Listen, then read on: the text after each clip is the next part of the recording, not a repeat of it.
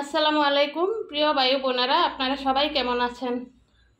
আশা করি ভালো আছেন। আলহামদুলিল্লাহ, আমিও ভালো আছি। আমি সকাল থেকে উঠে কি কাজ করলাম, সকালে উঠে বাসি কাজগুলো করে দুই ছেলেকে স্কুলে দিয়ে আসলাম। তারপর বাসায় এসে আমি নাস্তা খেলাম। নাস্তা খেয়ে দুপুরের রান্না রেডি করলাম। আমি আজকে ছোট চিংড়ি মাছ দিয়ে লাউ রান্না করব, আর এখানে মাংস রান্না করব। এটা আসলে মহিষের মাংস।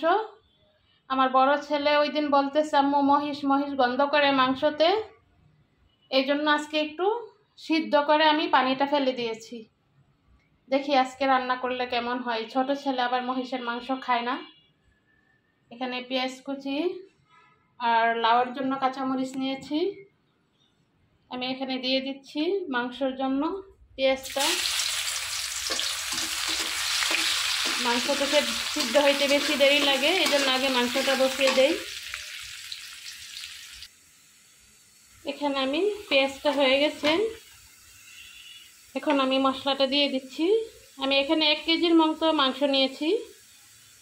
এখানে দিয়ে দিলাম রসুন বাটা, এটা হলো জিরা বাটা,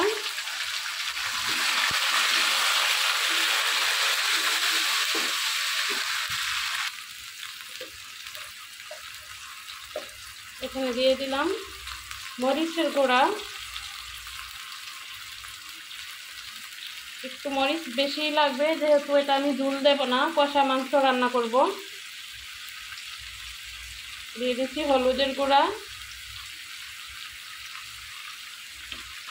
এখন মাংসটা কষানি হলে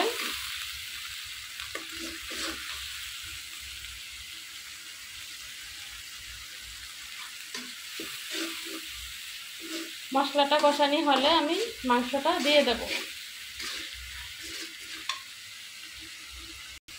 এখানে আমি লাউয়ের জন্য দিয়ে দিচ্ছি পেঁয়াজ। এখানে আমি লাউটা বসিয়ে দিই। আমার মশলাটা কষানি হয়ে গেছে, এখন আমি মাংসটা দিয়ে দিচ্ছি। এটা সিদ্ধ করার পর ইচ্ছা মতো ধুয়ে নিয়েছি।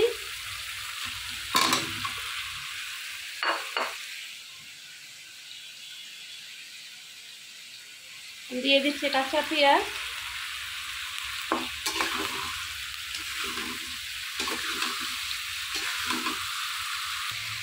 এখানে আমি লাউয়ের পেঁয়াজটা হয়ে গেছে, দিয়ে দিলাম রসুন বাটা আর দিয়ে দিচ্ছি জিরা বাটা।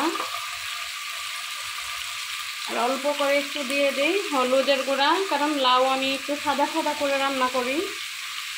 আর কালারটা ঠিক রাখার জন্য হালকা একটু মরিচের গুঁড়া দিলাম। এখন লবণ দিতেই ভুলে গেছি,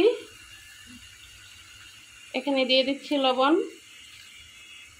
লাউ তরকারি তো লবণ দিয়ে দিলাম।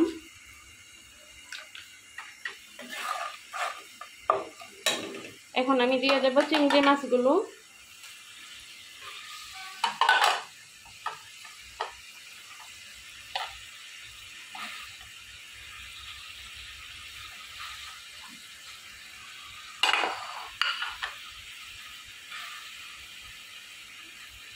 এখন দিয়ে দিচ্ছি কাঁচামরিচ।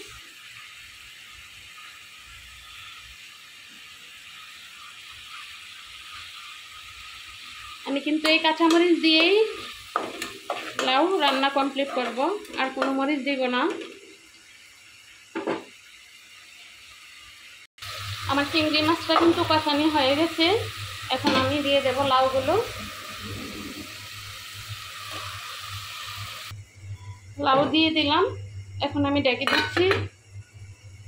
আর আমি কিন্তু মাংসতে আদা দেওয়া হয়নি, আমি আদা রেডি করে নিয়েছি, এখন একটু বেটে নিচ্ছি, তারপর মাংসতে দিয়ে দেব। এখন আমি আদাটা বেটে নিয়েছি, দিয়ে দিচ্ছি আদা বাটাটা।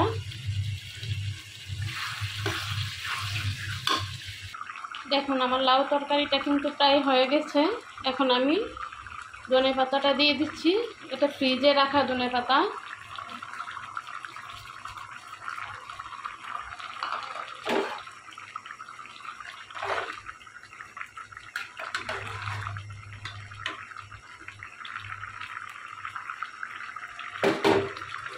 মাংস কিন্তু এখনো সিদ্ধ হওয়ার কাছেও নেই, চুলা কমিয়ে রাখছি, আস্তে আস্তে সিদ্ধ হতে থাক।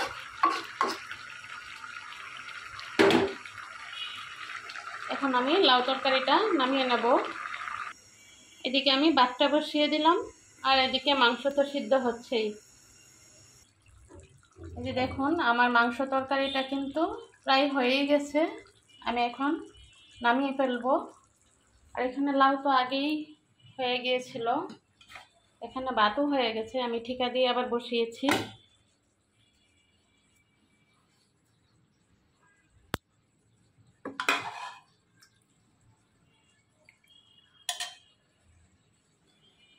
এই যে দেখুন আমার আজকের রান্না শেষ।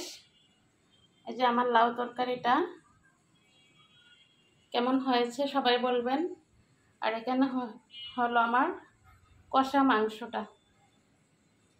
আজকের মতো এখানেই রেখে দিচ্ছি, সবাই ভালো থাকবেন।